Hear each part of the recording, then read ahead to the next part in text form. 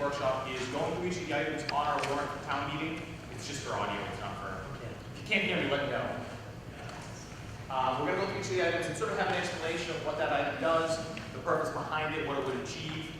This isn't town meeting, so today's not a great place for debate. I always like to say, save your debate for town meeting, but ask questions. Any questions you want, we'll do the best we can to get them answered.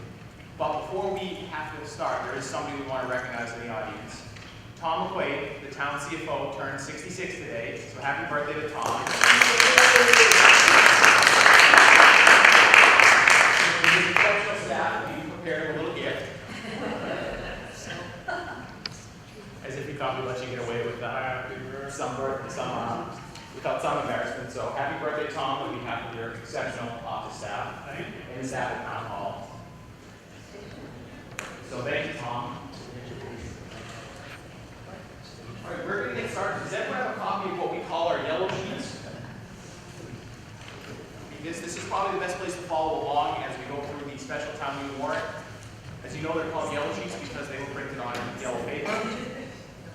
Just like the capital plan is known as the purple sheet, and then the salary sheets are known as pink sheets. It's just likely what happened is many years ago we just had extra color paper, and somebody said print something up for town meeting. We had a lot of yellow paper, and so it went. Almost had a little technical difficulty. So jumping right into our special town meeting warrant, the first article on the warrant would allow us to adopt cordial licensing. I know that sounds a little strange, but as you folks may know, in Massachusetts, the Board of Selectmen are the liquor licensing authority for the town, and it's the same in any town in Massachusetts. This is what's known as a local adoption where we accept the statute, this element of state statute, and it allows the selectmen to issue a cordial license for a business to sell cordials, which are after dinner drinks and liqueurs, to a business already having a beer and wine license. Now we haven't done this yet because we've never gotten a request for it. Not too many towns do this. There's not, and the only reason they don't is there's not too many restaurants that want to serve beer, wine, and cordials. But we do have some higher-end restaurants in town that want to serve a nice after dinner drink. This is not hard alcohol. This is not a backdoor to a bar. So if you are a restaurant serving beer and wine, you can't all of a sudden start serving, rum and coke and Jack and Coke or something like that. So it has to allow. We have to pass the statute to allow the board of selectmen to go ahead and issue that license. They still have to go through a licensing process. So that applicant still has to come in. They have to apply to the board. They have to meet standards. The board has to grant it to them. It's also only for folks who already have a beer and wine license. So there's no independent cordial license. You couldn't operate a restaurant and just sell the cordials. You have to have an existing beer and wine license, and then you have to go through the additional licensing process for the cordials. So one of those little rare elements of state law that we don't see too often, but we had a request from a business in town. We try to be business friendly where we can. So get going. What's the proof in the cordial? That I do not know. I'm not an expert on what defines a cordial liquor. It varies. I mean, there's beers with 3 or 4, there's beers with 9 or 10. Wine is 20%. Cordials are more up there. They're actually usually stronger in proof than regular.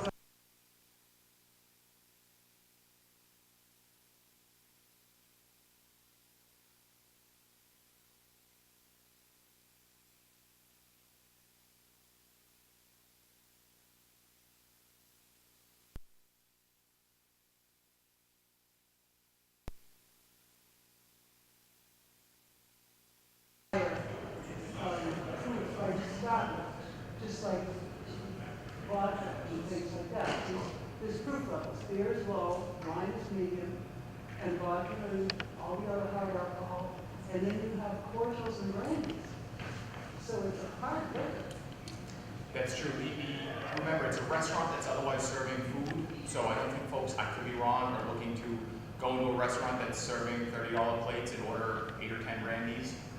They still have to meet whatever standards we still have for liquor licensing. This is going to be something that I think is rare and limited to a few higher-end establishments in town. If we get more than one, I might be surprised. But that's a fair question.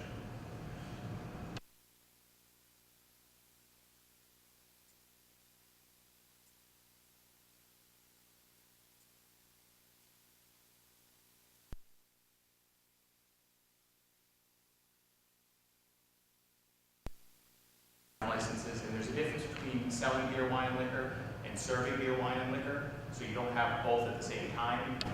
So you could open a package store, but that's a certain type of license, just as wanting to sell alcohol in a store, wanting to sell alcohol in a restaurant is a certain type of license. But the number of licenses we have is actually controlled by the state legislature. We're going to talk about adding a license or two in just a moment. That actually requires us as a town to apply to the state legislature. They have to pass a law allowing us to have an additional license. Still heavily controlled in Massachusetts. Very few other states actually do it that way, but it's a unique Massachusetts system. So questions on what Article 1 would do? Article 2, additional liquor license for the Boston Skating Club. So for those of you who are not familiar, the Boston Skating Club is a world-class skating facility currently located in Boston. They do a lot of figure skating and Olympic training. They're actually looking to be one of the 4 Olympic training facilities in the United States. And they're also looking to locate outside of Boston, and they selected Norwood. They're building it's a roughly $30 million facility on University Ave. Construction, I believe, breaks ground May 13th, I think is the date. And they're going to have a restaurant inside their facility, mainly for their events and for their visitors. As of right now, the plan is that the restaurant wouldn't be open to the public. That's not what they're trying to do. They have about a dozen high-end events a year, and then they have their routine events. They actually will bring in international clientele, national clientele, so they bring in folks from all over. But they want their license to be able to, their restaurant to be able to have a full serving license. So because we are capped on how many licenses we have, when we want an additional one, we have to go to the state legislature and request that approval. They too still have to go through the Board of Selectmen's licensing process. So even though we apply to the state legislature and we say we would like an additional license for the skating club, they have to pass a law to give us a single extra license because Massachusetts does not want to change its liquor regulations. They then have to come back and go before the Board of Selectmen and meet the same process that every other establishment serving alcohol in the community has to meet.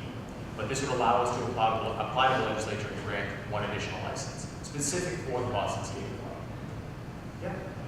Tony, I recall at the last town meeting, we put in for some additional licenses. Could you give us an update on the status of this? Yeah, and I'll ask Tom to correct me if I'm wrong. We asked for several, and then the legislature and the governor cut it down. What they're doing is they don't want to just give you blanket licenses unless you can tie it to a specific project or a specific rezoning. So if we just said, hey, we want 10 more licenses to be able to issue them, because remember that it takes 8 to 10 months to get through the legislature. So when somebody says, hey, I want to open a restaurant in town, we say, well, forget about your construction and buying your property and planning and zoning. We need 10 months just to get you a liquor license. It really does slow down your economic development and growth.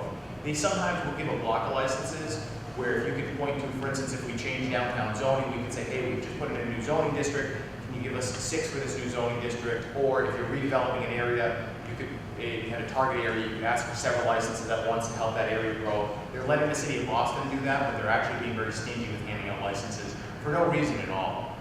So we believe we asked for 5 and we were granted 1. Is that correct? So they wanted it, the reason really for Nora was because it was really only one applicant in particular that we were thinking of as a grassroots cultural and performing arts center. So they granted the one for that. There was another one that came back to the board, and that was given to Bloomberg Events. Anyway, they just gave us the one. We have 3 still available. Each beer and wine licenses for the South Norwood District. And some licenses are restricted specifically to a property or an owner. Sometimes you do have a general license that can go back and forth. One of the problems that the state creates by maintaining the systems is that businesses that can transfer their license, the value of that license is enormous. It's not uncommon for licenses to sell for $50,000 or $60,000. It's not uncommon for them to sell for a couple $100,000. The town gets 0 with that. So if I have a general liquor license and the market is sort of hot and it's a license that's transferable, I can transfer it and sell it to Tom for $150,000 and the town gets 0 with that. The town of Belmont, Does the town have to approve the sale, or can they just do it? no, as long as it's otherwise legitimate, they own the property right in that license, they're able to transfer it at cost. There'll be a public hearing. I think the ABCC does get involved. Correct, but you generally can't win at something like that or prevent something like that unless you have good cause. And if it's I own restaurant A and I just want to sell it to Tom who's next to me, we have no reason to deny him the license unless he was a criminal or something like that. If a background check came through, you might be able to do that. Or if they said, well, I want the license, but I don't intend to use it. But you're almost always going to transfer that license unless there's some legitimate cause. The town of Belmont a couple of years ago, they were a dry town for very long. they issued a liquor sales license, or package store license, to somebody who was opening a sort of like a small little deli, convenience store type thing, and the individual told the town, look, we're not gonna be just a package store, or convenience store, we're gonna be a nice little corner market, nice, stuff that people in places like Belmont would like to see. And the town said, okay, we're gonna do this. What we don't want is a big liquor store or a big supermarket coming in and getting a liquor license. And this individual got the license. 8 or 9 months later, he had never opened his store, turned around, sold it to Star Market for $400 grand. Held up in court. The amount of money the town of Belmont got in that case, I mean, you get your regular liquor license fee, we charge $5,000 for a liquor fee, but the taxpayers are granting it. Not 5,000. The town's granting a license for a couple $1,000s that somebody can then take and sell to somebody else for a couple $100,000. It's an awful system, but we have no control with it. That's our Can state. you remove the license? Say that again? Can the selectmen remove the license? Yes, with cause. So if you have a bar or a restaurant that's having a lot of problems, or a package store that's having repeated sales to underage minors or other issues, the board can hold hearings, we can suspend licenses, and we can pull licenses. It all depends on the severity of the issue there. We do compliance checks, usually 4 times a year with all the bars and package stores in town. And depending on their record, their history, the level of the violation, we also do investigations if there's an incident of over-serving. So if the place of last service is a restaurant in town, the police will investigate that, and it's found that there was inappropriate action on behalf of the business. The selectmen will hold a hearing, they can suspend the license, they can pull the license. Sometimes they issue a warning. In the reality of all things, it does happen that there will be sales to underage minors, or they will forget to check an ID. It really depends on the regularity of the incidents and the severity of it. If you have a business that's been operating for 15 years and they've never had a problem with a compliance check, and then they have a small problem, it might just be that they get a letter of warning. But if that business comes back 6 months later, they're going to be hauled before the board of selectmen, sort of read the riot act, and then something happens again, and licenses start getting suspended. And that's where businesses start losing money. So you would have a restaurant where we would say, we're suspending your license for a week. If you can imagine going to a restaurant on Friday night saying, can I get a glass of wine or a beer? And they say, no, sorry, we're not allowed to sell alcohol for this weekend because we had our license suspended. It very quickly has the intended impact on the business. But there needs to be proof of that. We back to the issue of Dawson State League Club. Yeah. You said they're going to have like maybe 12 events a year or something. Yeah. Is So there just the 12 big events a year. Okay, so can they apply for like temporary licenses for just these events if they kind You of? can, you're limited to the number of those under statute that you can do in a given year. So I mean, they'll have a lot of, they'll be open 6 days a week, and they'll want to serve those days they're open. They'll have a couple of big events, but for every day you want to serve, you have to apply for a separate 1-day license. There's actually a limit under statute, I think it's 30 or 40, I could be wrong, 30, that you can actually apply for. So for somebody who tends to regularly be serving, Yeah. it just generally doesn't work out. So they're really going to have more than 12 events a year. Correct. When I say 12, they're going to have sort of about 12 really big events a year. They're a regular operating basis. So think of a hotel that might have 12 weddings a year. They're really big events. The hotel's open for us to be around. But this will allow us to apply for it to the legislature. It's going to go through their legal process. Then they grant us the license. Then we have to make a statement, come to us, and actually go through the process to get the license. So it's an awful lot of government just for something that's held here in line. Other questions on the additional liquor license for Boston Skate? Next up, we have the senior donation checkoff. This is again, a local adoption where we're adopting an element of state law that allows us to place a mailer in tax bills that would allow folks to give a donation to go to the senior center and will be used for relief for senior citizens and disabled individuals. We need the state to allow us to include something in the tax bills, which is how this works in other communities. Otherwise, we may be able to just, most places you just sort of implement a program like this, but state law requires us to pass the local option to be able to do it. So what would happen is a mailer would go in with the tax bills. If you wanted to do a voluntary donation, you'd be able to do a voluntary donation. That goes into a fund. The fund pays for the cost of the mailings, and then it's an additional resource that will be managed out of the senior center to help seniors with a variety of issues they may have come up. We have different programs available. We don't have a lot of direct relief programs for seniors. So the flexibility in funding like this is actually helpful to being able to help out seniors in the community. Westwood has been very successful with this program. They're raising $30,000 to $40,000 a year. If we ever run near those numbers, I think that would be fantastic. We'd probably come in a little bit lower, but it's also a great way to give the senior center a way to help out seniors where there may not be some other federal or state program that's able to help out. But it does require state authorization to be able to do it. This is actually, if the program goes through this, to help them increase the tax. it wouldn't necessarily directly help with increases in taxes per se, but if you're a low-income senior and you're facing challenges, you can go to the senior center and they're able to help. They have funds available to help you with different items. I don't know if they would cut the check for their tax bill per se, but if you were a low-income senior and you couldn't pay your mortgage or your telephone bill or something, there's different ways. It gives us a different way to help you out with that, whereas the ability to help folks with things like that are limited. This gives money for items like that. And again, it does require state statute to allow us to be able to do it. So, questions on this? The next one is closely related. Veterans donation checkoff. This actually came out of a representative on the North Shore who passed this law, and we found out about it and decided we wanted to pass it as well. Similar, it would be a tax insert that allows you to make a donation to a Veterans Relief Fund that will be maintained locally, and I should have mentioned that about the senior donation checkoff. All that money stays in Norwood, so it's a Norwood-only fund. The Veterans checkoff is a Norwood-only fund as well. We would likely include one of these with the excise tax mailings and one of these with the property tax mailings, and maybe rotate them annually just to make sure we're not putting too many in one mailing. But this would allow folks to get money for veterans relief in town. And the town actually spends a lot of money on veterans relief every year. Every town in Massachusetts is legally obligated to have a direct relief program for veterans. However, it's a strict income limit on the veterans relief program. There's also limits in terms of what we can help veterans with. And the example that I was given of where this town in North Shore was able to help out a veteran and sort of spark them to go ahead and move forward with it, was there was a veteran who wanted to, was elderly, they had low income, they wanted to travel and see a family member sort of for the last time. And they went to the Veterans Office, and that's just generally not something that the state funding allows us to be able to help. So you have certain funding areas like this where you're able to go in and help. The state Veterans Relief Program also has a strict income cutoff. So it's one of those things where, hey, sorry, you're exactly $800 over the income. We can't help you pay your bills this month. You got to go, find something else. So it just gives you a little bit of flexibility. We maintained by the Veterans Officer in his office. Again, there still would be some income guidelines and some other guidelines. We could go through that process, but it just allows a little bit of flexibility if members in the community want to be able to donate to help out veterans. And again, it's just one of those things that the way we're structured in Massachusetts, the law makes us apply to the state, not apply to the state, but the law makes us adopt this at town meeting to be able to move the donation checkoff form annually. Questions about the veterans donation checkoff? Next up is mixed-use overlay district. So this is a zoning amendment. This would amend our zoning bylaws in the central business district, which is sort of downtown, if you will, to allow greater density than the permitted lot.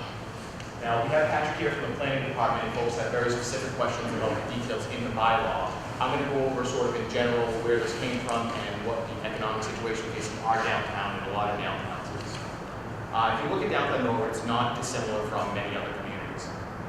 But we have a challenge where a lot of the buildings downtown are economically obsolete. And what I mean by that is you look at we have some great businesses downtown, so it's not getting the businesses downtown, it's the buildings themselves. They're old, they're inefficient, they need a lot of work, many of them are not ADA compliant. So what's happened in many cases is these buildings are owned outright by somebody who's owned them for a long time.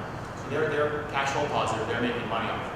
We want an improvement in this building. Well, if I wanted to go in and buy a rough building downtown and improve it, I've got to pay for the building and cover the cost of that mortgage, and then I've got to sink a couple $1 million into it, and then how much am I likely to actually get back? Perfect example is the building where you have it's Thai Boo with Muggy Muffin. I'm probably in the market, full disclosure, 2 or 3 times a week sometimes, but that building is an old building, and if I were to buy it, I'd have to pay the cost of the building and hope that the rent would cover the cost of the mortgage. Well, then I've got to invest in the building if I want to modernize it, make it ADA compliant, make it pretty. Where does that money come from? Banks won't lend the money for it because the building itself can't generate that kind of rent. That's why you end up seeing older downtown buildings with higher vacancy rates. The economics of the buildings themselves just don't work. What the zoning district would allow is for some of those buildings to be replaced with newer buildings that have some residential above. We have a 4-story limit, but it would allow commercial on the first floor and residential above. That allows for banks to be able to lend the money so that people can invest in these buildings and we can get some new growth, get some new construction downtown. Now the goal is a vibrant downtown. We want people living downtown, we want shops downtown, the restaurants downtown, we want a place we all feel comfortable going to, but we have to take a step back and look at the economics of it and realize that some of the buildings need to be replaced, that they're just financially unfeasible for the kind of investment we want to see in the community. Now there's always some concerns over this. One of what we often hear is people say, oh my God, we're going to turn into a city. which I always love that discussion because then I get real sort of nerdy and say, well, what kind of city? Because in Massachusetts, there's 7 different kinds of city government, 3 different kinds of town government. So which one are we talking about here? And people's eyes go to. There's actually 6 kinds of city government in Massachusetts, and then there's 3 kinds of town government. The cities are Plan A and B cities, and then town government, you're either open town meeting, representative town meeting, or you're a town, but you're actually a city and you call yourself a town. So I always enjoy that question, but this is what people often picture when we say we want to build things downtown. We say, oh my God, you're going to turn us into a city, and then this image pops into people's minds. I can assure you we're not sitting in the bowels of the planning office saying, how do we get more buildings like this? I just heard something like that. But I know that when people hear the word city, not that we're trying to turn Norwood into a city, but they think, oh my God, bigger buildings downtown means a city, and we're going to look like this. This is not what we're talking about. One of the other fears people have, I did have a raucous debate with somebody a few weeks ago over whether 3 or 4 stories was too high. It's sort of the only kind of discussions you can get into in suburban America where you're ready to start shouting at each other whether 3 is enough or 4 is enough. But this is also what people fear when they hear we want new buildings downtown. They say, oh my God, we're going to all of a sudden turn into Boston or New York or Chicago or something like that. We're never going to see anything like this in downtown Norwood, at least not in any of our lifetime. So when we say we need new growth and the buildings we need to go up, there is nobody who's talking or envisioning anything like this, and nothing like this will actually be going to be allowed. This is a picture of a building I took in Singapore earlier this year, and the government of Singapore is actually looking to replace this building. And there's some controversy because the folks who live there really like it, their community. But here again, people hear, oh my God, they want to build new buildings downtown, and this images of buildings like this come to mind. I can assure you this is not what anyone's talking about. When we're talking about new construction and new growth downtown, we need buildings like this. This is, I think this is the both in Mansfield. This is a little small here because it came from my cell phone. But they're kind of typical suburban, yuppie buildings that you see that are new construction, but they're attractive. And it's not to say that these exact buildings would get built downtown, but when you hear 4 stories mixed use, this is sort of what we're talking about. The retail here and the residential above. I personally think these buildings are attractive. You get your retail here, and you've got some housing up above. There's always a concern over apartments. New market rate apartments in the greater Boston area for a 1-bedroom apartment, average rent is $2,000. The average rent for a 2-bedroom is probably $2,500. So you're really only going to be attracting people in town who can afford a fairly high rent level. There is nobody who's going to build this building here, or build this building here, and charge $400 a month for rent. A, they wouldn't make any money, and B, the banks wouldn't lend money for it. So I know sometimes there's a fear that, oh God, there's new construction coming online, and people are going to flood these apartments. $2,000 a month for a 1-bedroom.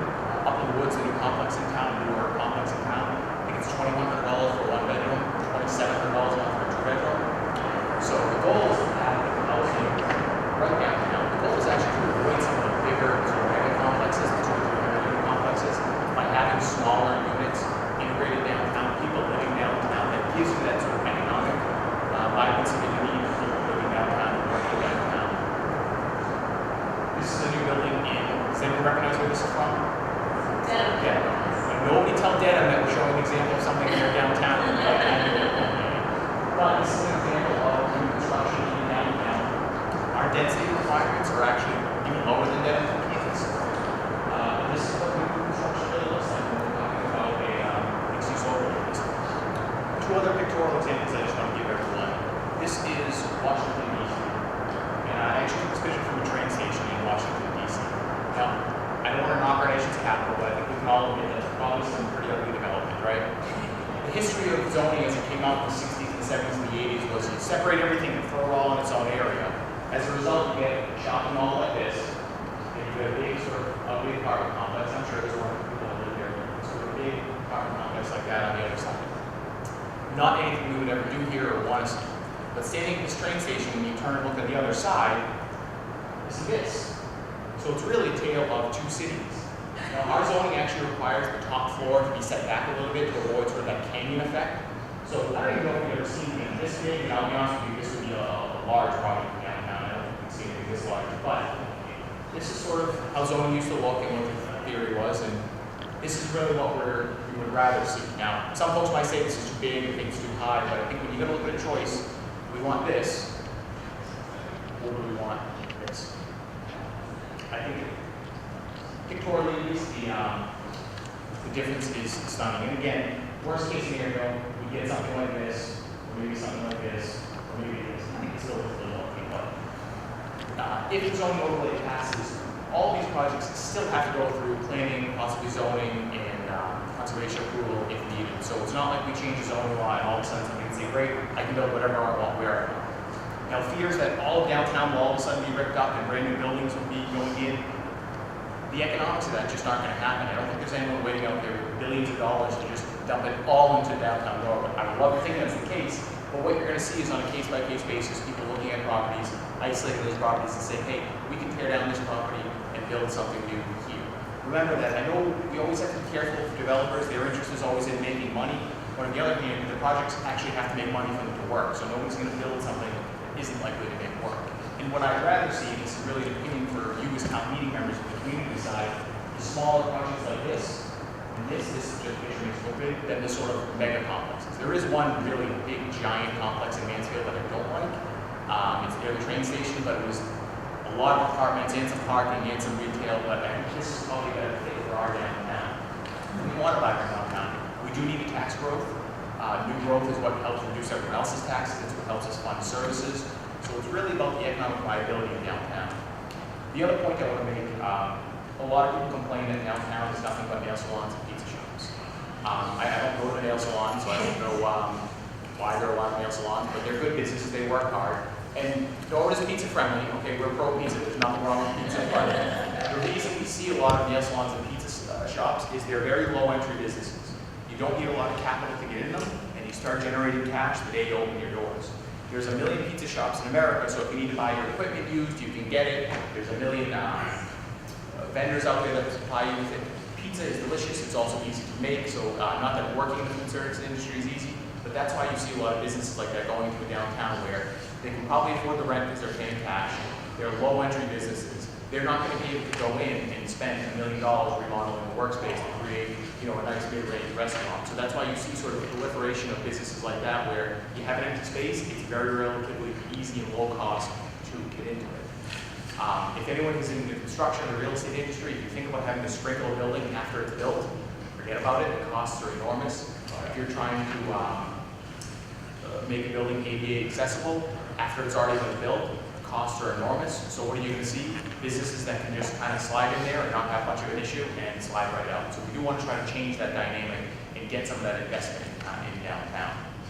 So that's sort of my pitch on this. We have Patrick here for the planning department if people have very specific questions about the zoning overlay, but I'd open it up to any questions people have in general.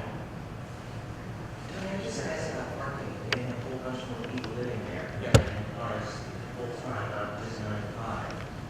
Is there going to be plans for a parking garage or some kind of a, So we so may you don't get rid of all the town parking? Sure. We may look at something like that down the road. Right now, so in the evening, there's an abundance of parking downtown. We would not, a question that I got is, I had a real estate landowner come up to me and say, hey, my only problem with this is you're going to have more people living downtown, they're going to start parking in the town parking lots, and I have to pay to get my parking lots plowed. Why are they getting it for free? We wouldn't allow the public parking to be used for the residential parking requirement for businesses unless they were paying the town for it. So that's not to say that we wouldn't then start leasing out spaces. So if somebody wanted to build a building like this downtown and they needed, the zoning has a certain parking requirement for the number of spaces you had. So if they said, hey, we're 6 short, can we use the town parking lot? We would say, sure, how much are you going to pay us for it? So we wouldn't just allow them to use it for free. And what that would likely be is overnight parking. So we tell them, look, during the day, it's the regular generic parking regulations that we have, but we might lease out space overnight if we did. There's not quite a demand yet for additional parking downtown. It's sort of right at the cusp. If we see some development, we would see it. How we would make and we probably wouldn't do a garage necessarily. We might do like a deck where you add 100 or 150 spaces. The way you make something like that cash flow is you would charge people to use it during the day. The idea being that you're getting more commuters taking the train into town, and then you make it free nights and weekends to create the vibrancy downtown. I often tell folks that we can't make economic development happen, but we can create the conditions for it. And that's one of the things that cities and towns can do, is create the conditions for it. We do have a great downtown. It's a beautiful downtown. It needs some updating. It needs some investment.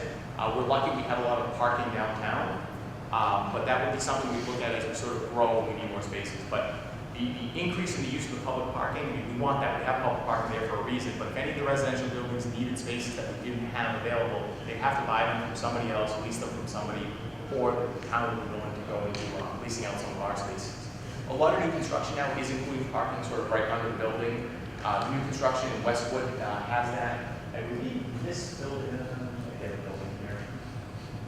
Part of this building, or might be one right next to it, actually has some parking right underneath. And they're able to really design these in a way now that it doesn't, you almost don't know it's parking. You know, the facades are done really well. It doesn't look like you're just entering into the bowel of the building. So we would hope to see that because there is a parking requirement for all the residential zoning that we would add. Patrick, not to put you in the spot, for parking, how does it work out per dwelling? Is it one space per dwelling unit or 0.75? So we actually have it broken down into the type of development, so whether it's townhouse, or one bedroom dwelling unit, two bedroom dwelling unit, three or more bedroom dwelling units. Patrick, face this way. Oh, yeah. Patrick, stand up. Stand up. So you have the mic as well? Mike's just for NCM, like. Yeah, no, so that is, so yeah, that is broken down. The way we do it now is, you know, the type of dwelling unit has a prescriptive amount of how many parking spaces for it. So, just an example, if you're looking at a townhouse, a multifamily building, a row house, you have 1.5 spaces per dwelling unit, 2 bedrooms or less. 1 bedroom dwelling unit, 1 space, 2 bedroom dwelling units, 1.5 spaces. And I'd also recommend, if you have the bylaw, get the warrant in front of you, go to section 9.4.14. We have, kind of broken down in terms of different ways that you can reduce parking. So that's the main goal. We don't want to have, you know, one apartment, one parking space. And we want to encourage and promote, side street parking, structured parking. Tony mentioned that in terms of that parking structure. We use it in the back, we use it keeping it within the building when it's below. We also encourage tandem parking. That's when you see when you have a car in front of each other. So obviously, not the best if you're trying to get out in the morning, but that's a way to try to reduce space and try to, you know, not promote any additional asphalt or anything like that being put down. Also, promotion of car sharing program, off-site parking.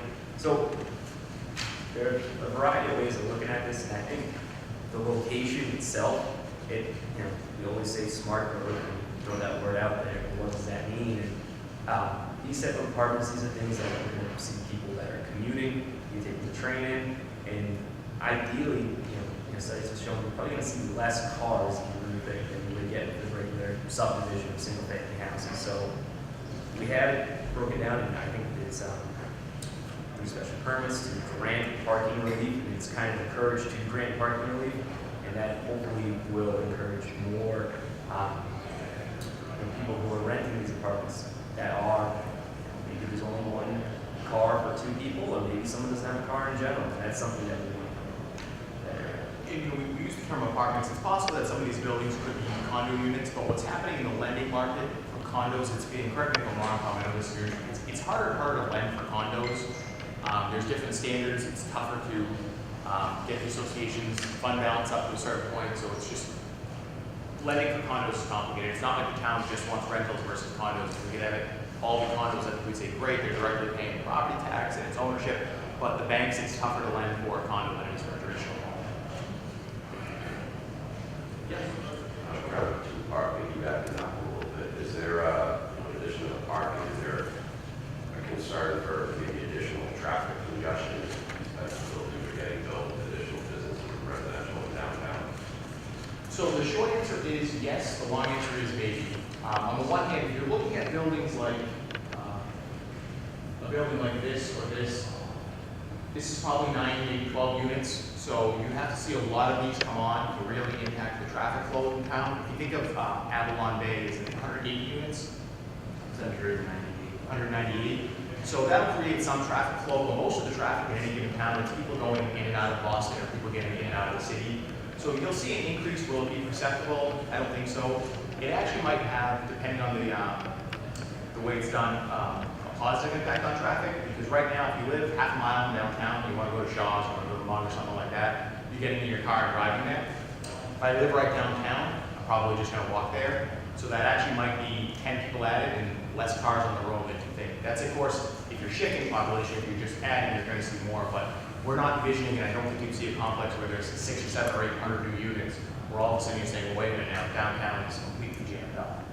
Second, No, no. question. That's what we're here for. So, you know, if you work in construction on a large scale in the city, some of the strategies used by, you know, the town or the city with the developers is to really encourage, local residents to, partake in the construction and not just be there, working in the building afterwards. Does the town have any, strategies or methods they use to try to partner with the developers to get either local, local contractors or craft workers in on the construction? We can always encourage it. The state law prevents us from really granting any permits or not granting permits based on a requirement to use local contractors. And unfortunately, if it was a municipal project, because of the procurement laws, we have to go with lowest qualified bidder. So we could have to skip over 10 Norwood companies and go to, not a Benedetta company, if we had to. So I think the planning board's always willing to have those conversations. We can't really I know you can't make it a requirement, it's a lot of private construction in Boston, but again, they make it like a stretch goal.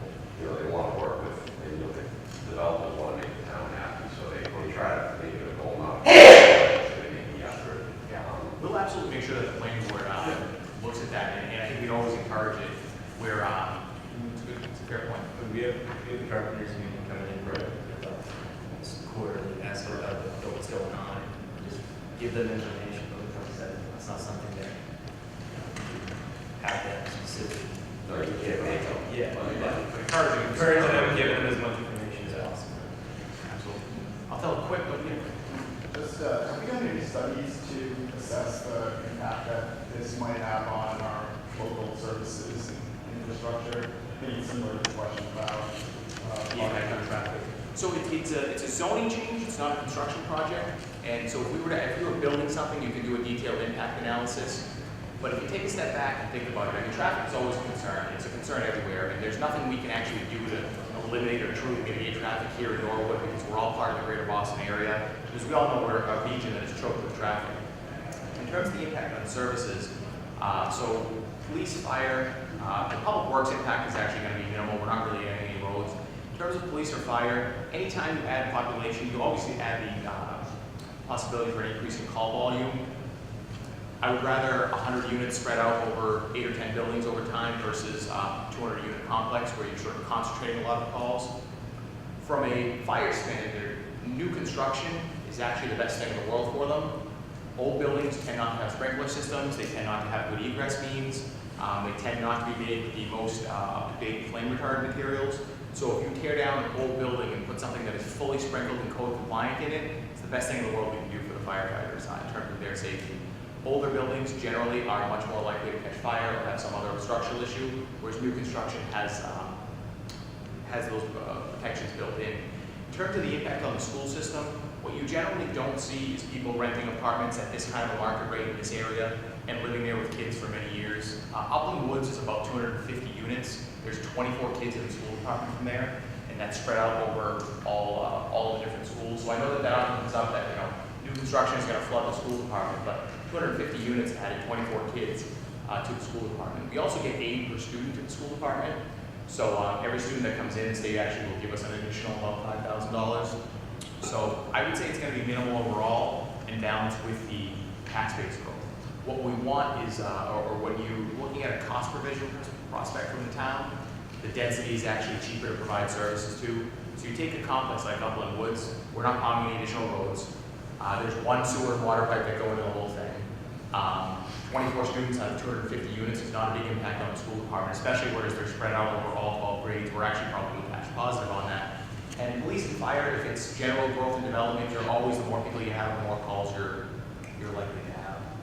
Although those tend to go with demographics more than anything.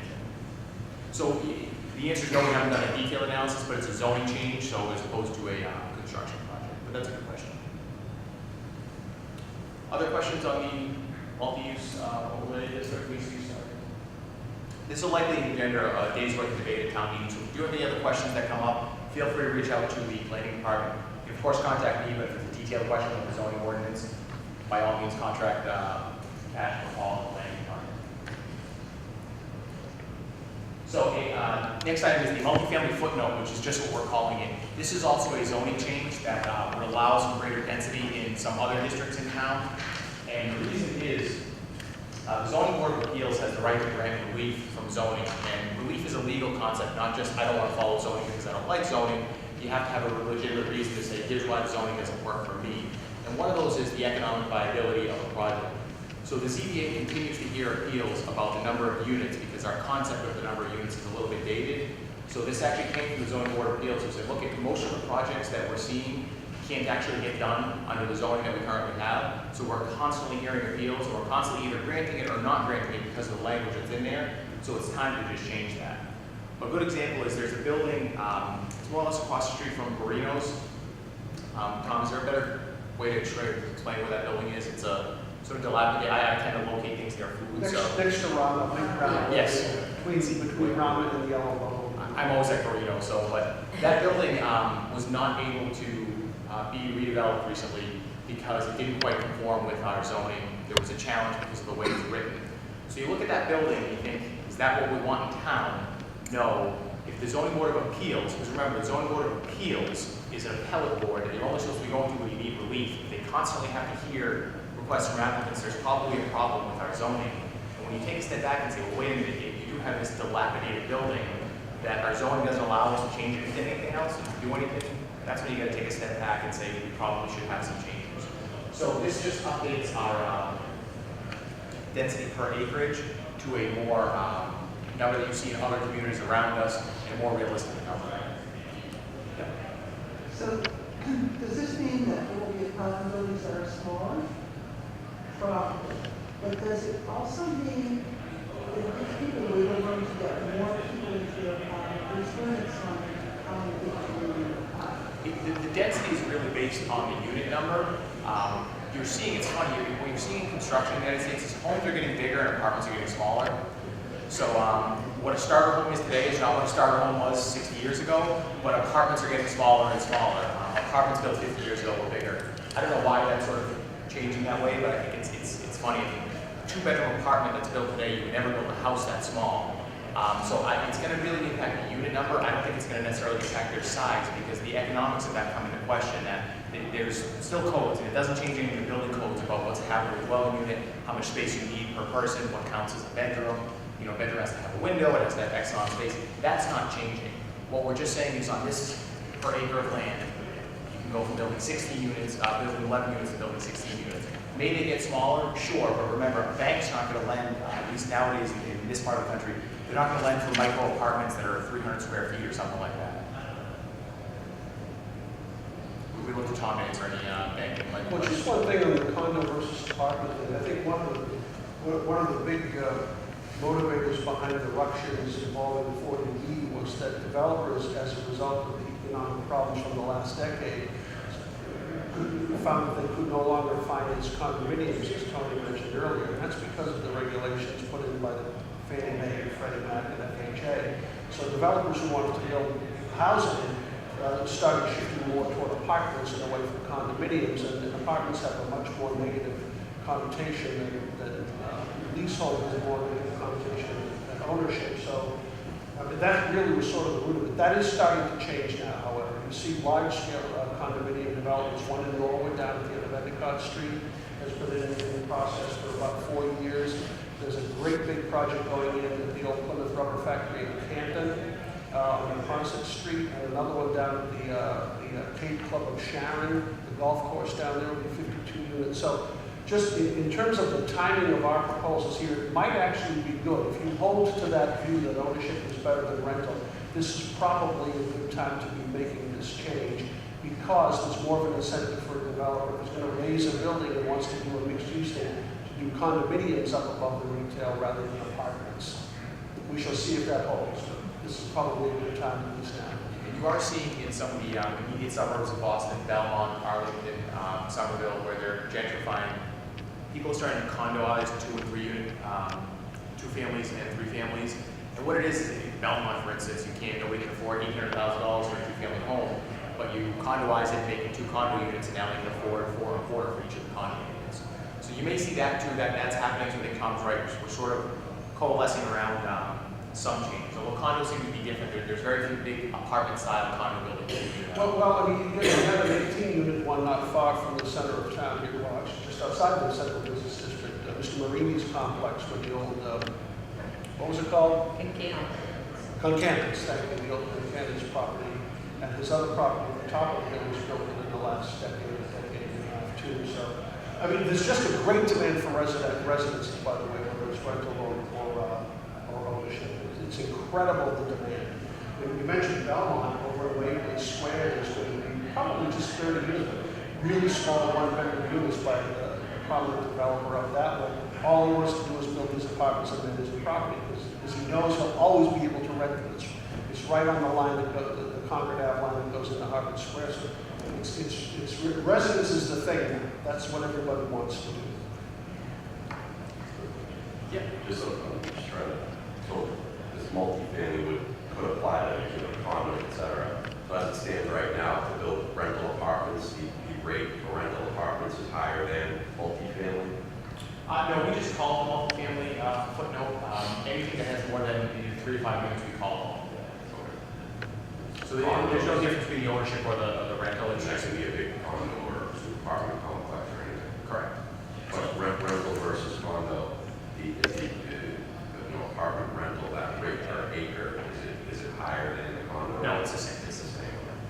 We actually, I believe you're prohibited in statute from trying to do that and say that, well, we'll let you build 10 condos per acre, but, only 15 if they're rentals. And the challenge with things like that is that then it impacts the lending of it, because we're also subject to the economy where banks can say, well, wait a minute, I don't know if I want to lend if you can only do this and you can never do anything else. It's one of the challenges behind 55-plus communities as well. We like more of them, but there's sometimes a challenge to, not that the individuals are a challenge to lend to, but the development money to get those projects off the ground. Banks sometimes have a concern because you're really limiting who you can actually sell your properties to. And we're all unfortunately subject to the whims of the economy and the banking industry as well. Sort of a biased comment, I have a feeling a lot of feedback I would get is that, everybody's seeing all this large-scale residential construction, Clinton, over at Polaroid. This law basically say, oh, they can build even more in entire space effectively. So how is that done? So through a couple things. One of them is through new growth. So any additions to the tax base, the town has more revenue that we're able to generate than we currently do. Water, sewer, electric services. Plus, it's about the town's economic mix as well. You bring people into town and they're buying services, they're using services, they're buying their groceries locally, they're shopping at restaurants. And when we're talking about in the downtown area, because this applies to similar to the downtown area, but a little bit of a wider area.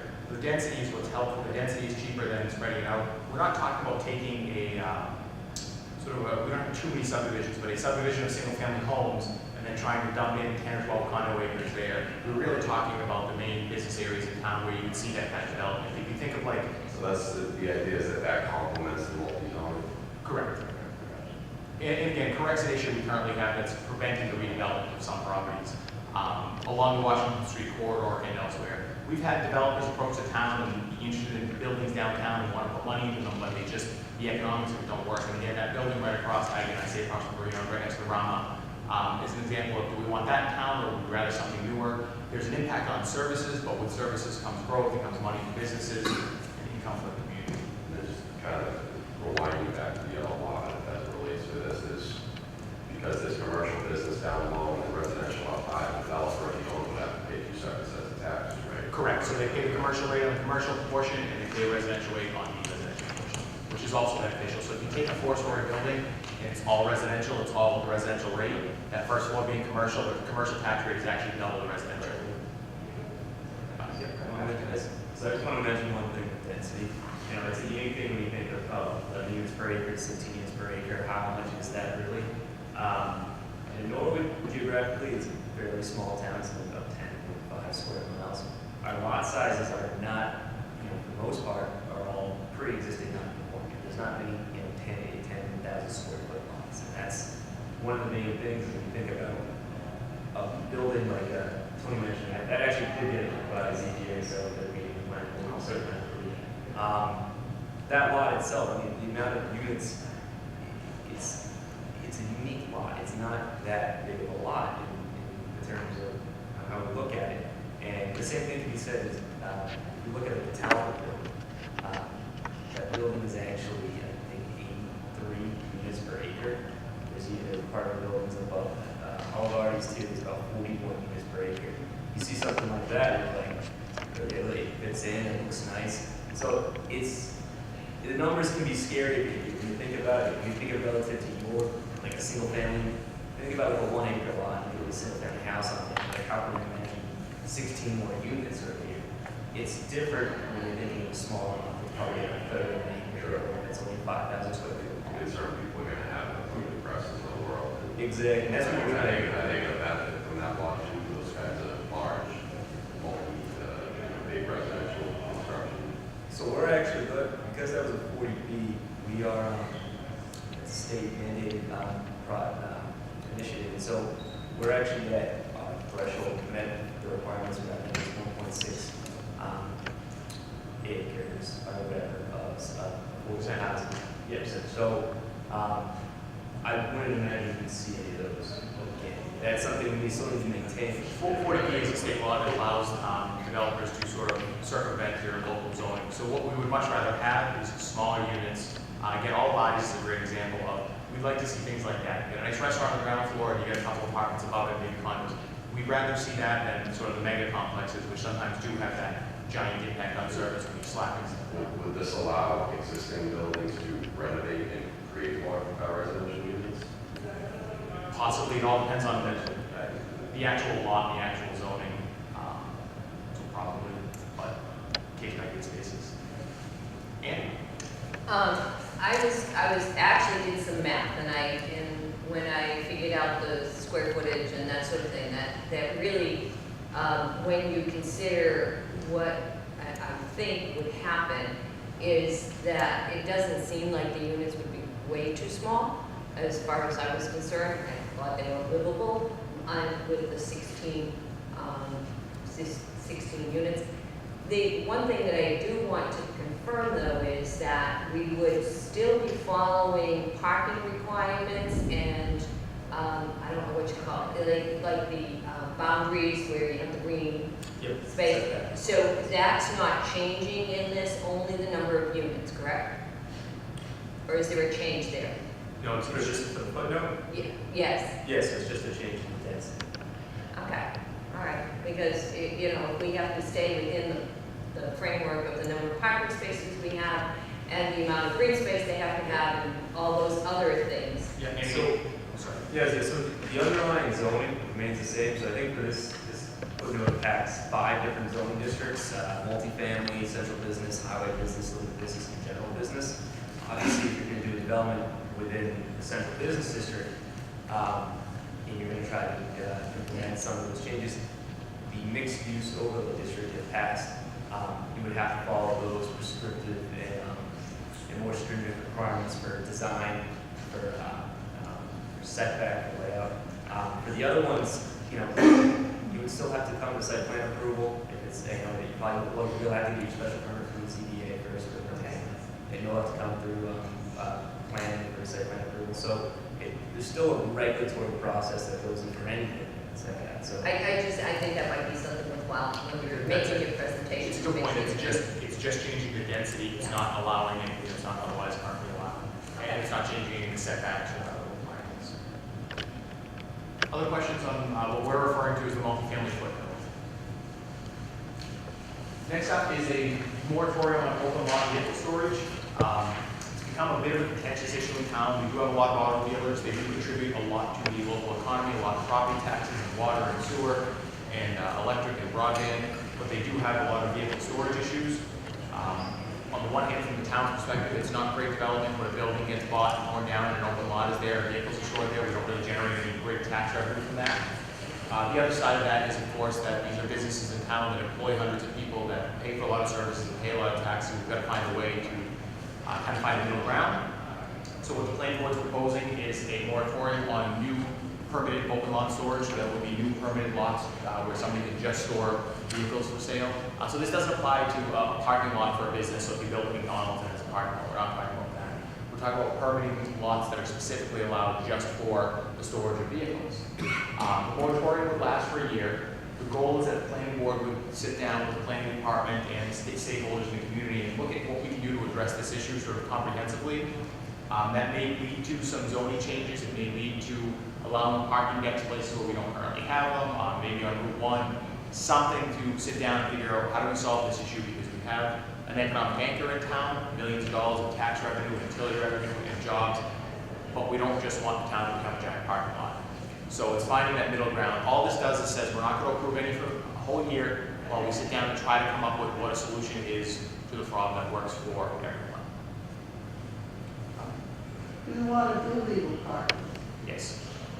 Do we assess fines on these people or just slap their hands? So we can assess fines. By the time you've gone through the court process and all that, you're spending a lot of money to assign a fine. The other thing is the courts adjust in America, in Massachusetts in particular. So let's say somebody's parking illegally, you go out there and you say you're violating a zoning ordinance, and then you've got to give them time to move, and then once they've moved, it's no longer an issue, and then they come back. So a zoning ordinance is rarely, it's something that's difficult to just run right up and slap a fine and say you're out of zoning compliance, because it's a civil fine, so. If I park on the street overnight, Yeah, totally different. You're talking about a traffic regulation versus a zoning regulation. That's and what. where to change that? No, if we were to try to have a sort of instant fee system where you send the zoning enforcement out there and you just start slapping fines on it, we'd probably end up in court and we would probably lose and spend more than we get on a fine. Not that we don't want to address these issues, but the challenge is if somebody's parking illegally and they're storing vehicles somewhere, you go up there, you haven't moved them. Ultimately, these things end up in court, and you have to be able to justify in court what you're doing. And we have a reasonableness clause as to the fees and the penalties that we assign folks. We don't like the illegal parking. Nobody does. The problem is let's say your lot's permitted for 300 cars, and somebody goes up there and counts it, there's 310. You have to give the owner notice. You have to say you're in violation. They have time to address the issue. It's about being reasonable. As frustrating as the overall issue is to all of us. Patrick, would you like to comment there? No, I was just going to say, so I mean, this is, this is something that we're sensitive to the fact that the auto dealers, they have a requirement by the manufacturer to have certain amount of space available for excess storage. That's, it's a whole private matter between them, but we understand that they're not doing it for the sake of just doing it. They have to do it. That's what their manufacturer tells them to do. So it's not to punish them exactly, but in the past year or so being here, we've had one fairly contentious project over on Moore Street, and then there was recently a passage for another lot off of Everett Street.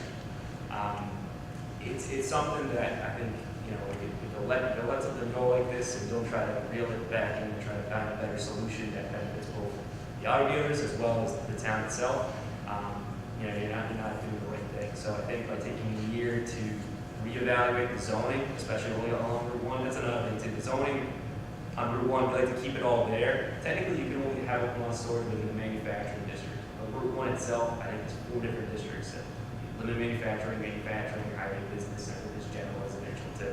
So that's not something you'd like to see. You'd like to see that all highway business. You'd like to have it more uniform.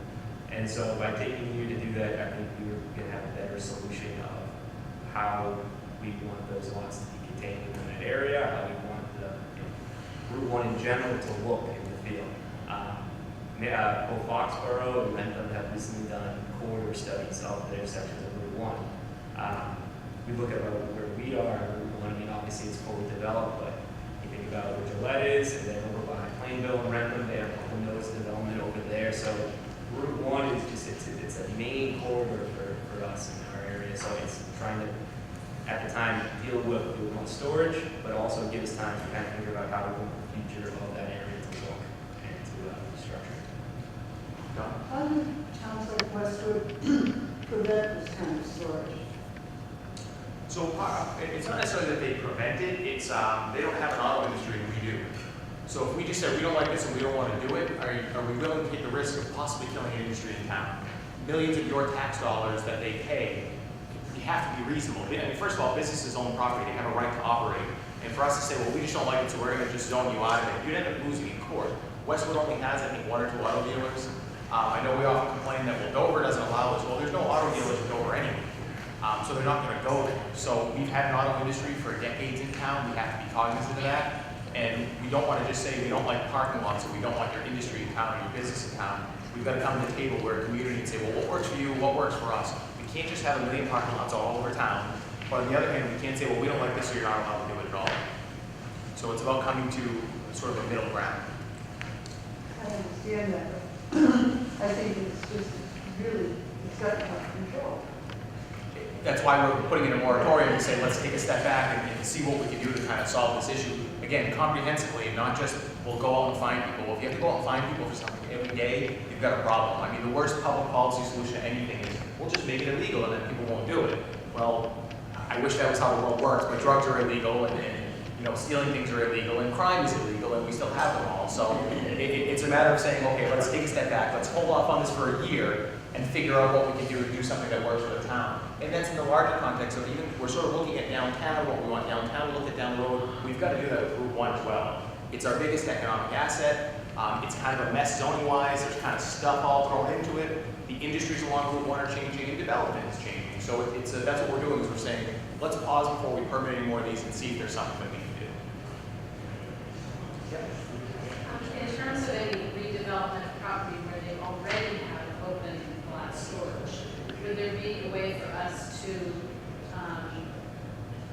request that they add any environmental benefits to that property? For example, if somebody was putting up a new building, they already had the ability to do the open storage, but we wanted them to add a roof garden or some more green space, could we do that? So we're looking at zoning changes in general that would incentivize either green construction or green roofs. And that's not to say that as part of a project that falls within the Wetlands Protection Act or the purview of the Conservation Commission, we wouldn't make them improve what they're doing.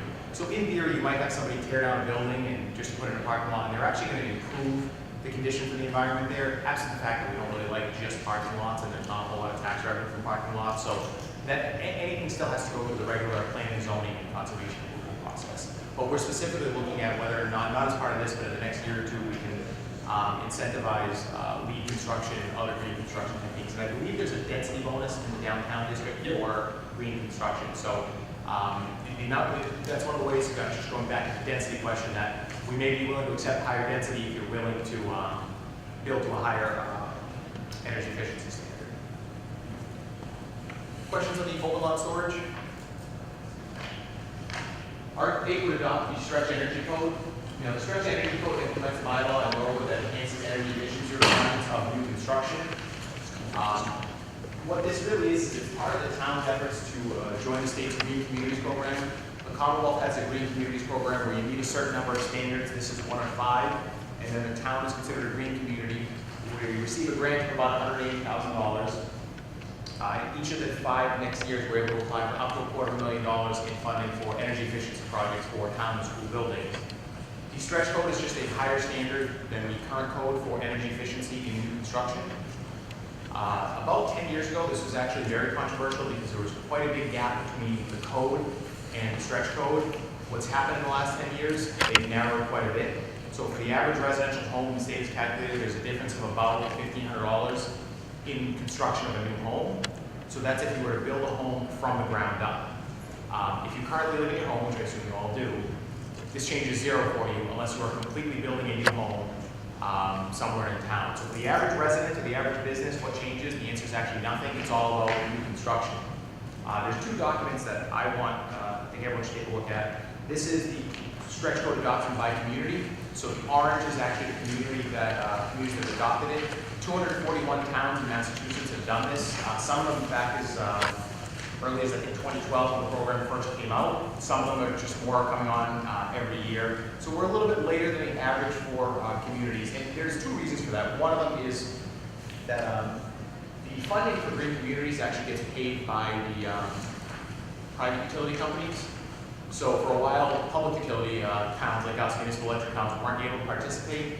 But the state changed the regulations, or I guess it's more appropriate, they reinterpreted the regulations to allow municipal electrics in there. If you have anyone in your service territory that is served by a private, what we call an IOU or investor-owned utility, and we have a handful of homes that are actually on Eversource's grid. You tend to see that in many communities where houses right on the border of one community or the other are served by their sewer or their water, because it just makes more sense that, you know, Westwood sewer comes to here, and you might as well be on their sewer because our sewer ends over there and vice versa. So last year, what we found out, we were able to apply now because the state had, again, I would say reinterpreted, they were trying to change everything. They just said, yeah, you're good to go. we decided we wanted to go through the program. This sheet here does show some of the cost differences between the base code and the stretch code and what the payback is. If you go to the State's Green Communities website, they actually have these for a variety of heating sources and a variety of home types. I've actually gone through this program in another community I work in prior to having this documentation, so I used to have to go out and calculate it myself. But what this does is it adopts the bylaw. It will be effective for construction starting after January 1st, because we do need to make sure it goes through the regular approval process with the Attorney General's office, and then it will apply to new residential construction after January 1st. Questions on the stretch code?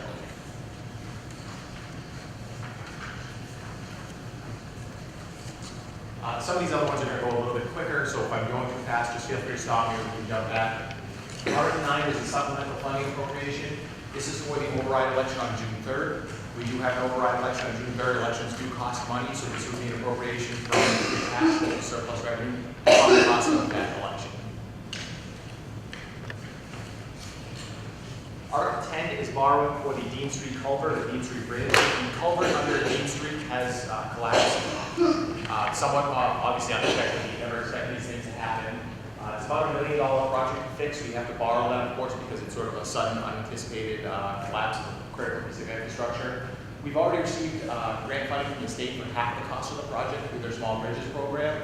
We do have to borrow the full amount to have the authorization to go ahead and issue contracts and get the project done.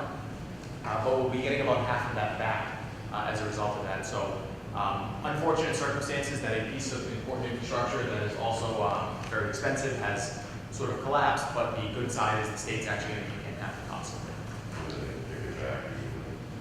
It'll be within the year of the project. Usually what happens is we actually just need the authorization to borrow from town meeting. Once we have that, we can issue a contract. And then as bills start coming in, we'll borrow in small chunks of what we need, and then the state usually starts kicking in their money. Pretty fluid. Yeah, they're generally very easy with the Department of Transportation in Massachusetts. I have many issues with, but when it comes to grant funding for projects, they're actually pretty easy to work with. And once you have something, you have it. They know what it is. They know what they're doing. You're getting a culvert built. So as long as we build it, it's good. So we actually won't borrow that whole $950,000 at once. We just borrow the smallest chunks that we need, so that we're not paying any interest costs that we don't need to. So in theory, the total cost of the town would be about half that. Yeah. Yeah. Questions? Article 11, a perennial annual article, snow and ice supplemental funding. The town is generally over on its snow and ice budget most years, which does happen in a lot of communities in Massachusetts. It's the one area we're allowed to deficit spending, and we do every year. So this year we came over, it was actually a pretty good year. We were only over about $163,000. The average amount is between $300,000 and $400,000. So this is actually a reasonably good year. However, we are over $163,000. We do need to make up that appropriation. This will come from free cash, which is our supplemental or surplus funds. So this is just to finish paying for what seems like an otherwise minor one. Public Works fund transfers. So the next several items, for those of you who are new town meeting members, are fund transfers. So what that is that's us moving money around in the budget. The school department has what's known as a bottom line budget, and the school committee under state statute has the authority to move money anywhere they want within that budget. So we appropriate about $44 million a year for the school budget. They can then move that money anywhere they need to go. The town doesn't have the same flexibility. I know we like to refer to Massachusetts as Taxachusetts and the People's Republic of Massachusetts, but this state actually makes sure that cities and towns are run fairly fiscally conservatively. I have an appropriation for DPW salaries, I have an appropriation for DPW work. I can't move the two without town meeting giving us the authorization to do it. We can restructure the warrant in a way that you don't necessarily need that, but towns that have done that have not always been that successful with it. We can do a little bit of restructuring, but when you have a surplus or you have an overage in certain accounts, so DPW overtime, cemetery overtime, garage maintenance, refuse removal, those accounts have run over, so we have to move money from somewhere else in the budget to be able to account for it. We sometimes have a surplus in our salaries account. What happens in most departments, if you lose an employee, they leave, you're usually filling them at overtime. Sometimes it depends on the department. This is more for public works and police and fire. So your overtime line goes up, but you're actually not paying out a regular salary line. So the money is there, it just needs to be moved around. The town meeting has to do that because it's technically an appropriation. So this would fix the deficits in these four accounts. And the majority of this, the DPW overtime is, we've had quite a few water breaks. We had one on Access Road earlier in the year that really ate up a lot budget keep every overtime. They're sometimes hard to predict what it is. Garage maintenance is another one, where sometimes it's tough to predict your vehicle maintenance budget for the year. It could come in that you have a couple of small repairs, and then on some of the more expensive equipment, you start getting $5,000, $6,000, $7,000 repair things. So this is money from within the within the existing budget. This is not additional money coming from anywhere else. Same thing with the police department. The biggest charge here is vehicle maintenance. We will be moving our fleet away from the Dodge Chargers in the next couple of years because they are costing us a fortune in maintenance. They're not proving to be as good of a winter vehicle as we would like them to be. So over time, we're moving the fleet away because we're just seeing the costs go over what we budget for at any reasonable amount. So that's the majority of the cost is there. Again, medical services. Folks may not know, in Massachusetts, you actually don't have workers' comp for police and fire. It's a separate statute that covers that. So we do a direct pay for police and fire related injuries out of the workplace.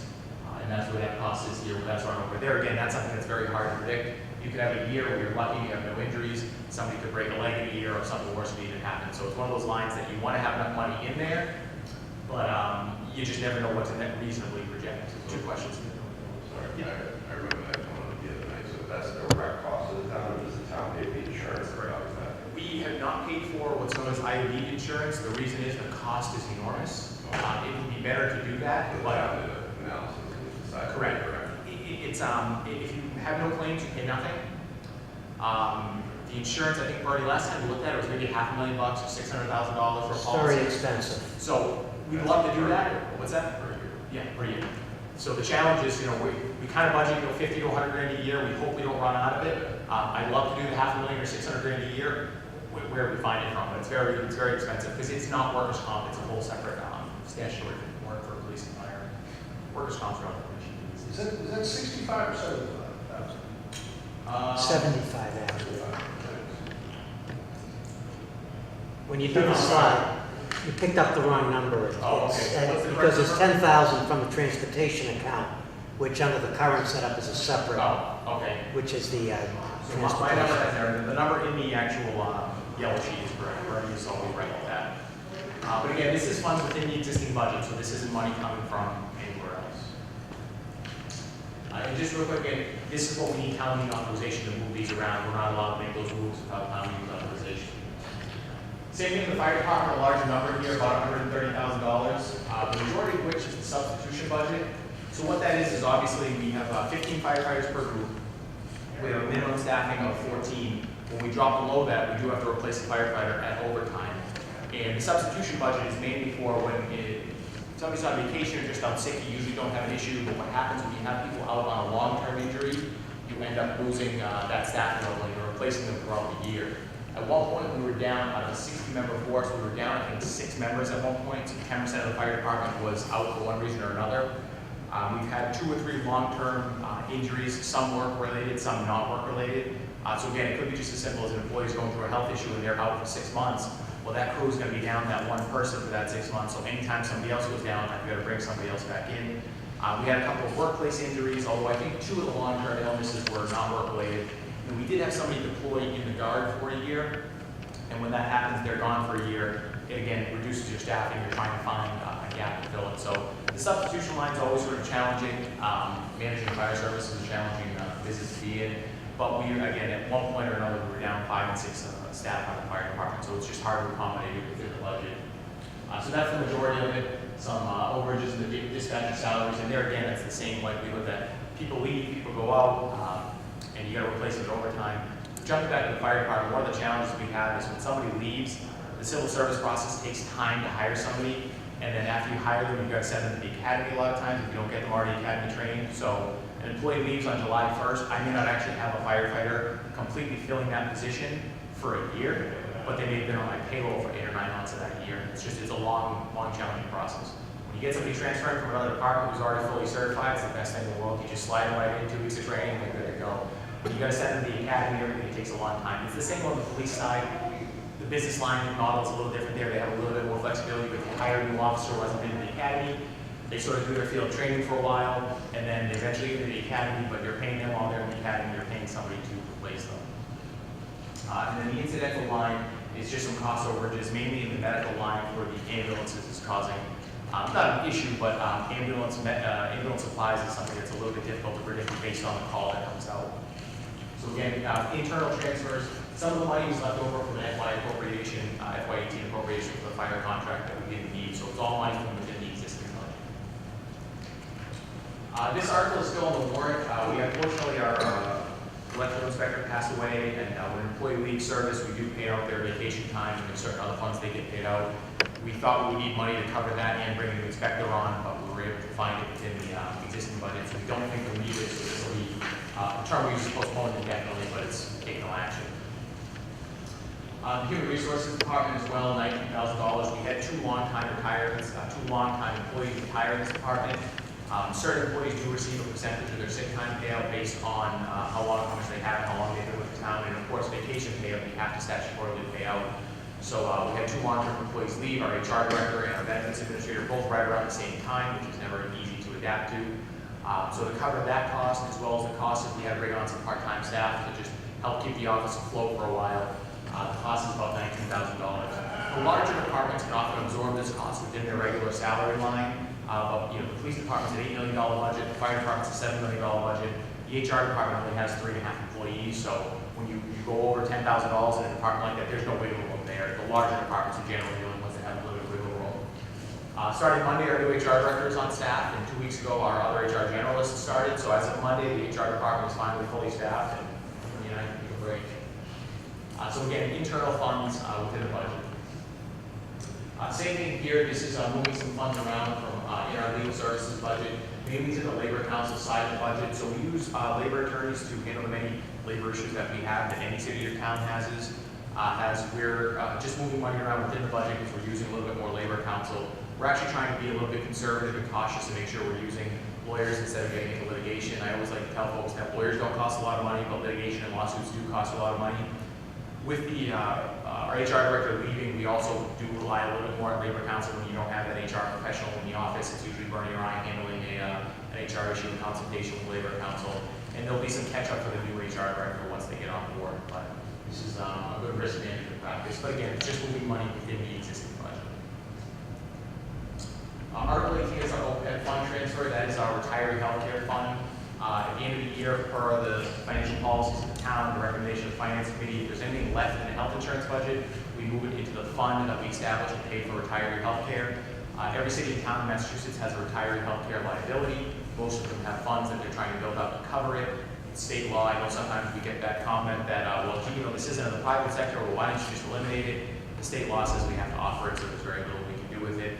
But we just put this on the warrant every year. If there's money left to transfer it, let town meeting know that we're doing it. We have town meeting approve it, even though it's within the same line, just to know that we're putting more money, as much money into the fund as we can. Article 19 is unpaid bills. If we ever forget to pay a bill from the previous year, this is what this ends up going. This would pay for any unpaid bills from the previous year. We don't have any in this particular case, but we keep it on there in case we do. And that's just because state law again requires us to get a town meeting appropriation. We find a bill from the previous year, we don't have an appropriation or authorization again, so we go through this rigmarole every year. But it's really, if the bill gets sent to us late, or sometimes it's human nature, a bill gets put in a desk drawer or something like that, we don't just not pay bills from previous years and then leave them to future years. There's strictly forbidden to do that, but what ends up happening is 2 months into the fiscal year, you find a bill for copier paper that somebody forgot to pay for $42, and hence we come to town meeting for a separate unpaid bill appropriation. Second to last is the NWRA Water Pipeline Rehab Loan. This is part of our annual capital plan. We borrow money from the Mass Water Resources Authority, which is the entity that handles water and sewer for the greater Boston area. All of our water comes from the NWRA. All of our sewer goes to the NWRA treatment plant. We reline pipes every year with zero interest loans from the NWRA. We're doing this as a special as opposed to an annual because we want to be able to get it out to bid and get contracts in and get the work done in this calendar year. If we had to wait until May and it's late May before we get an appropriation, by the time we go ahead and actually get everything issued, it just ends up either that we don't get it done in the calendar year, or what we did this year is we still sort of have a lot of pipeline work going on while snow is falling. So this is a borrowing, comes out of water rates, and it's a zero interest loan. Move to a special just to get it done within the calendar year. Next is a big appropriation of $9,900. The town actually gets a small charge for rideshare services, so Uber and Lyft. It's through the state actually assigns that charge, and then they give us a little bit of money back, and we're allowed to use it for any transportation-related purposes. It's not a whole lot of money, it's $9,988. So we checked with what we could use it for, and we're gonna buy bike racks for some of the parks in town. I know we all know the state, can we pave roads with it, can we fill potholes with it? $9,900 won't even really get to the engineering to pave the road. So we're trying to find creative ways to use every year what might be a $10,000 revenue stream. If it ever substantially increased, I think we'd have a different conversation. We'd actually really look at what can we do. But for $9,900 a year for transportation-related purposes, bike racks are about all the figures we could get out of it, or we can turn it back to the state, which I certainly don't want to do. You'll probably see this recurring every year, but unless the things dramatically change, it'll probably still be in that $10,000 range. That concludes the special town meeting warrant.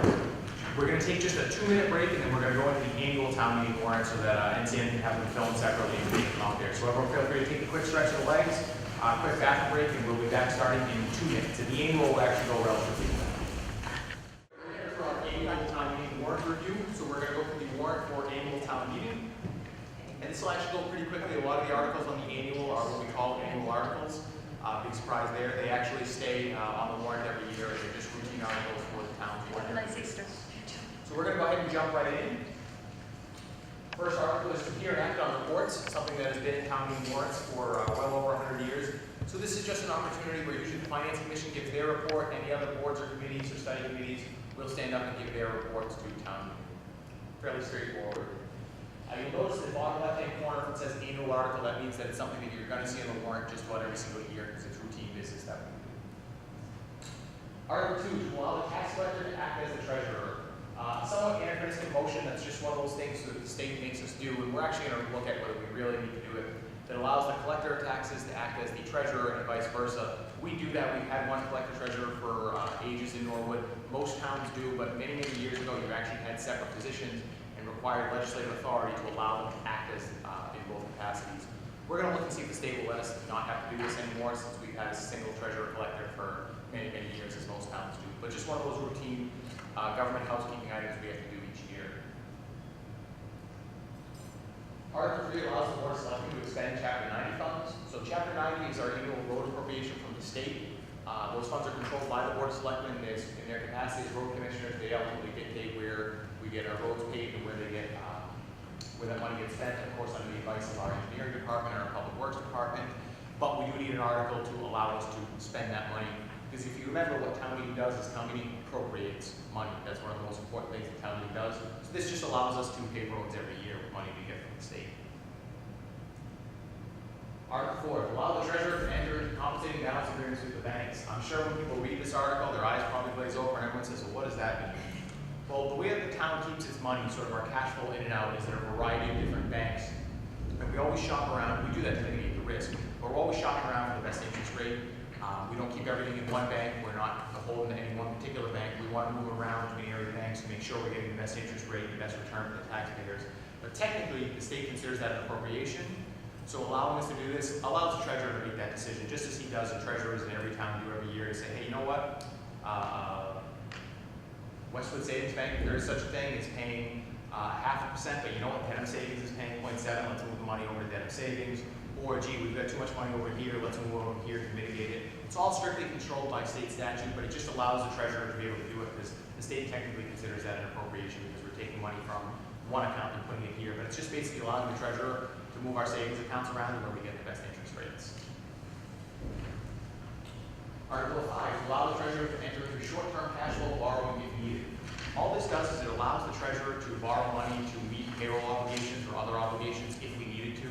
We actually don't do this in Norwood. We haven't in many years. But in a lot of towns, because your tax revenue, we do quarterly billing, but because your tax revenue sometimes in some towns is just twice a year, you're really only getting a chunk of your money at 2 different points in the year, but your bills are spread out throughout the whole year. So anyone who's in a small business, sometimes you got to do short-term borrowing to make it, meet your payroll until your accounts come in. This allows us to do that if needed. However, because of the way we're structured with the light department, we actually haven't done this in probably a couple of decades. We just wouldn't want to have to call a town meeting to be able to do it if we had to.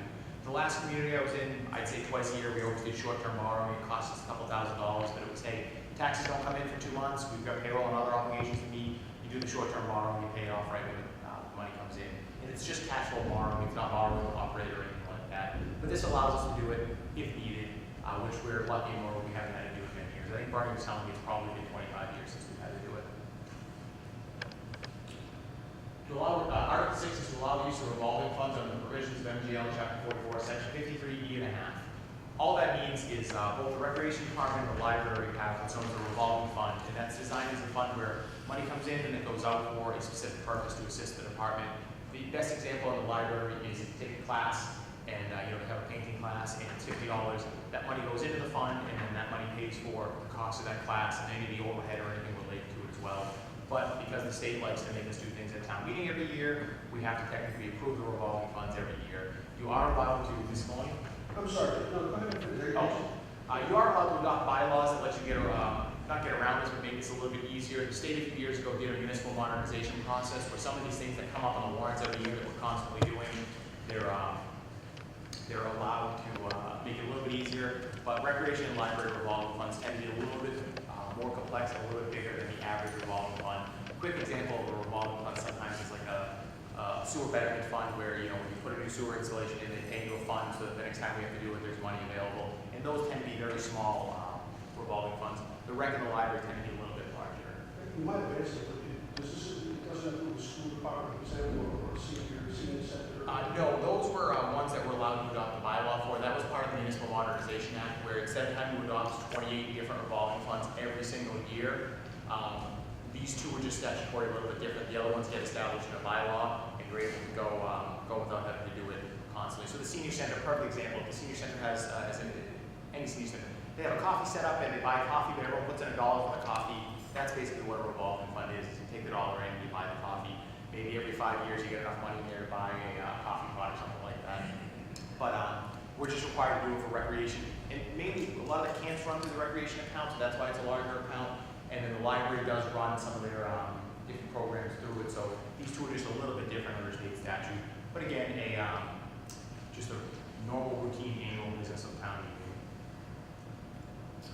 Article 7 is to allow the town to utilize surplus revenue for contractual obligations. We put this on the warrant every year. We often don't need it, except in the first year of a series of contracts. We're not allowed to guess at what kind of number we're going to put into a contract for employees.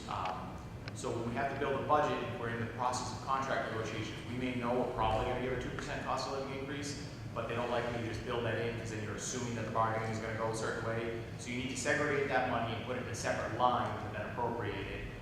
Just one of the complexities of the state's contractual collective bargaining laws. We don't actually have to do this year. We're in the third year of our contracts, but next year what you might see is an appropriation for $1 million or whatever the number is to meet the cost of living increases for that year's contracts if we're not settled by the time the warrant goes to print.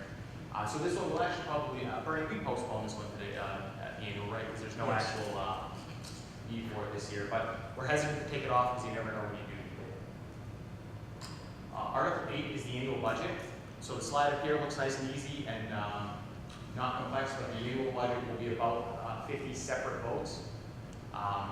We've cut that down from previous years, and we're looking to cut it down further and further. Some towns have 1 vote, some towns maybe have 5 or 6 to appropriate their whole budget.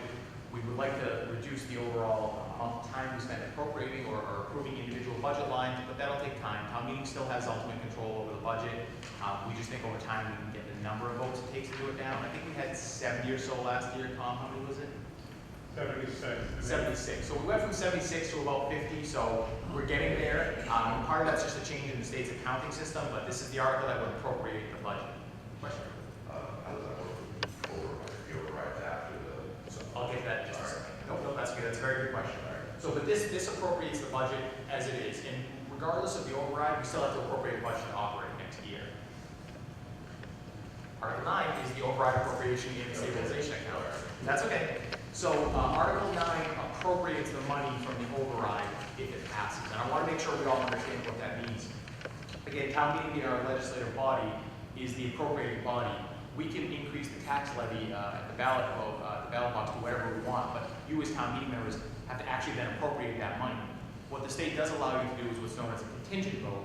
So Article 9 is appropriating the $5.95 million contingent on the operational override passing.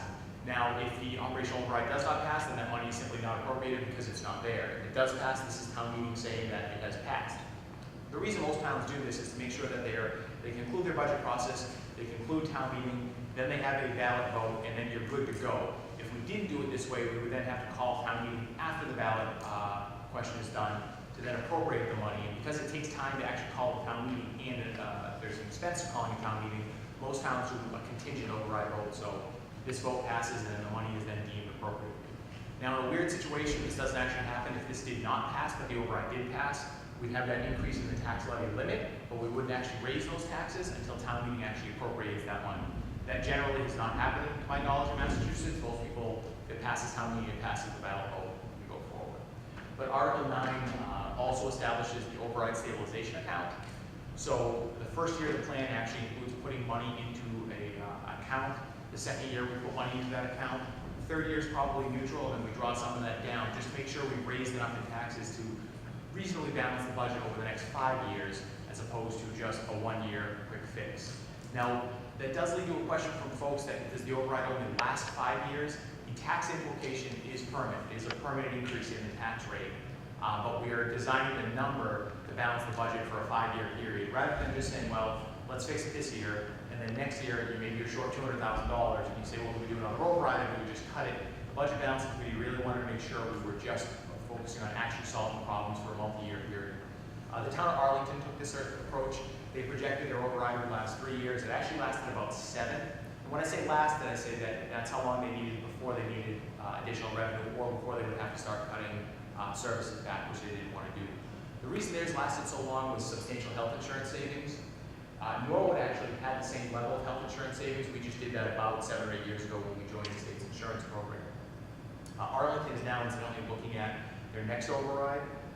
They predicted in 3 years they would need a $15 million override, so they're actually doing about a $5 or $6 million override this year to mitigate that impact to the taxpayer. But the idea is, rather than just saying, and looking at your budget in the context of 1 year and saying, well, this is what we need for 1 year, and let's just do it and then hope everything works out next year, we're taking a little bit more of a strategic approach in that. Not every community does that. The town of Melrose just passed an override, about $5 million. They did no 5-year outlook. They just said, we got this cut, we got this hole in the budget, we want to add this, we want to add this, here's the number, and throw it up there. So they didn't take any forward look as to whether or not it would last or whether or not it would work. And the reason budget balancing took a step back and said, we need to make sure this works is, A, nobody wants to go back to the taxpayers 2-3 years in a row and say, hey, we kind of screwed up and we still need more money. And the other side is you hate to go to the taxpayers and say, let's raise your taxes. And then 2 years later you say, yeah, well, now we're cutting all the services that we just raised your taxes for 2 years ago. So it's a little bit more of a conservative approach to it, but that stabilization account is sort of where we park the money, if you will. And if we get any other revenues that we didn't anticipate or savings that we didn't anticipate, it's a way to say, let's park some money in there and make sure that we're at least getting through 5 more years. So this on the stabilization, Tony, the stabilization accounts in the Commonwealth require 2/3 vote by town meeting for donation, deposit, and appropriation. Is that true here? Actually, it's a simple majority to put in and then it's 2/3 to take out. Override stabilization accounts actually have an additional control measure where the Board of Selectmen have some control over that to ensure it's being spent for the purpose of extending the override. So what we couldn't do is put $500,000 in the override stabilization account and then next year say, all right, we want new chairs in the auditorium, let's take money out and put new chairs in the auditorium. It's supposed to be used to help the budget balance over a period of time. So there are control measures. It's also, again, subject to appropriation by town meeting in and out of the fund. So if next year or in 2 or 3 years we say, okay, we're going to take $500,000 out of the stabilization fund to help us get through, town meeting still has to approve that. So it's not permanent. Once it's in there, it's never coming out. Town meeting always has to put money in, take money out. So this establishes the stabilization fund as well as appropriates the actual money for the override. Yeah. If the override passes, when would the tax increase be put into place? So it will be the first quarter bill for the following fiscal year. So Bernie, would that be October, November? August, November 1st, I believe. Oh, yeah, that would be second quarter. November So 1st. it would be in your first quarterly tax bill of the new fiscal year. The fiscal year starts July 1st. So if it passes on the 3rd, there's 3 or 4 months reasonably before you have your, well, maybe 2 months before you have actually the tax bill and actually see that impact of the tax bill. Questions on this article, the process and procedure? You'll notice there's no little annual article sticker here because this is not a recurring regular annual article. Article 10 allows the town to use surplus revenue, which is free cash, to pay for any appropriated item. In this case, what we're doing is we're using some free cash to pay for the note on Forbes Hill. The town purchased the property about a year and a half ago, and the Finance Commission wanted to mitigate the impact to the taxpayers or to the budget for at least the first 2 years. So we did what's called a ban or a bond anticipation notice to just pay really the interest on the borrowing for 2 years in hopes that we could do something with the property. This would do this year. What we did do is decide that we would use free cash to pay for that. We deleted that out of the budget and gave that funding over to the school department to try to help close their deficit as much as possible this year. So this article would appropriate that free cash for that purpose. We did receive bids on Forbes Hill recently. It does look like we had a good bid that we're hoping to move forward with. I believe the selectmen may be taking action on it Tuesday night, but that process will take us well into the fall before we've actually signed the purchase and sale. And the town meeting will need to then appropriate the money from the sale to actually pay off the bond. So the budget as it is needs to stay in there, but this money may eventually come back as free cash if it becomes unspent. We don't have to make it guarantee. So questions on? Oh, Bernie? On the last question, the first tax bill is actually August 1st. Okay, August 1st. So I'm on that for the start of this year. Article 11 would approve the town's capital improvement plan. Monday night we'll be doing a session on the capital improvement plan. That information is also available on the website. So this is our annual investment in vehicles and equipment and in facilities. So this will actually likely be several motions. We generally break it up by whether we're paying cash, whether we're borrowing, and then whether we're borrowing from tax levy or whether we're borrowing from utility rates. There's always some discussion about town meetings. Some people want to vote on every item individually. Some people don't want to vote on every item individually, and it seems to go back and forth every year. So we kind of have a middle of the road solution that, while it doesn't seem to make anyone happy, about half the people want to vote on everything individually, and about half the people get mad and they just want to get through the article. So we're going to continue down our sort of middle path until there's a clear consensus as to what we're going to do. So it'll be a series of motions based on how we actually expend the funds. Some people feel that they want to have an up or down vote on every item in the budget, the capital budget, but you have that authority to stand up and say, hey, I don't want to buy a fire truck this year, or I don't want to buy this building or whatever. Some folks want to just be able to vote on it, but remember, if you're a town meeting member, you were elected to a position. So I know there's that intimidation factor. Gee, I don't want to be the one to stand up and tell, the town manager he's not getting to do this or that, but you were elected to tell us what you do want and don't want. So you always have the ability as a town meeting member to get up and say, I don't like the new Cadillac that they're buying, and I move to take it out of the budget and not purchase it. That's always your right as a town meeting member. So until there's consensus, we'll consider with our muddle-through approach to 4 or 5 votes on the capital plan. That document, again, will be available. It will be in your budget books and available on the website. And Monday night's presentation is just on the capital improvement plan, and that will be getting broadcast through NCM as well and rebroadcast. Article 12 is yet again an unpaid bills article. We always include that on the annual in case we have any. As of right now, we do not, just like with the special, but that could always change between now and Article 13 is to authorize the Community Preservation Act fund set-asides. So the town a couple years ago, as many of you know, adopted the Community Preservation Act. It's a surcharge on your property taxes, with those funds going specifically towards open space, recreation, historic preservation, or housing needs. This allows, we have a mandatory amount that we can put into each of those categories each year. We don't have to spend it, but we have to put that amount into a fund each year if we do choose not to spend it. So this is what that does. It makes sure that we're putting our 10% of these in each of those funds. We may then take it out depending on the project, but it's just part of meeting the Community Preservation Act requirements. Article 14 is where we then take money that we just put in out to pay for the administration of the CPA. All that is right now is that some of the overhead costs, printing costs, research costs. Sometimes you got to get a legal document done, you got to get an analysis done.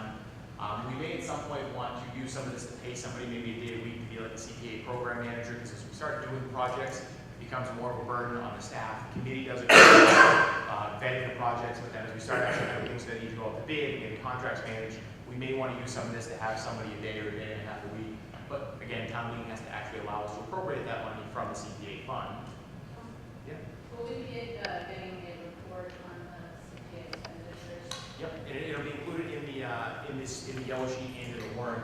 And actually, these are the 4 projects that we're doing this year or that are proposed this year.